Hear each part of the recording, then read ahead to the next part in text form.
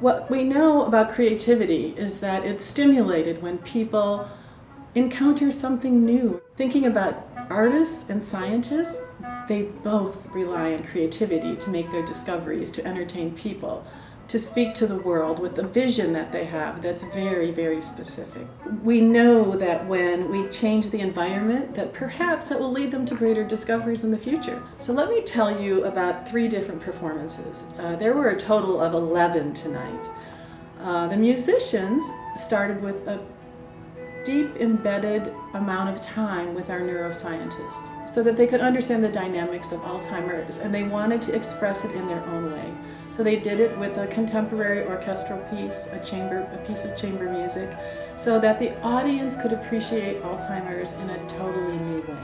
The second piece was called the Ballet de Virus. Ballet de Virus involved 27 ballet dancers. They were representing how viruses move throughout the body, how they ebb and flow, how they congregate, how they collaborate, how they move quickly and sometimes slowly. They worked with a researcher who studies the microbiome, which is really, really the leading edge of science. We're learning so much more about the gut-brain connection, and the microbiome and viruses is where it's at. The third performance was called Cancer Comics. Most of us know that the traditional way is to use chemotherapy or radiotherapy, and that ends up in many ways weakening the body.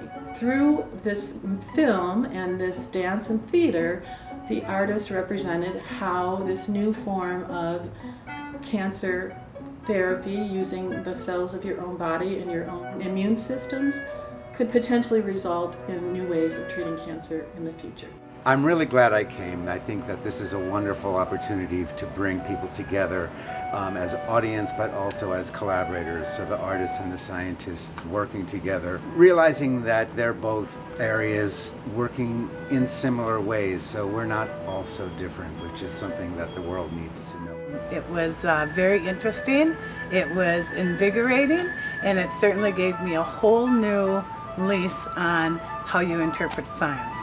I've always felt that there is a strong connection between art and science and even engineering and architecture.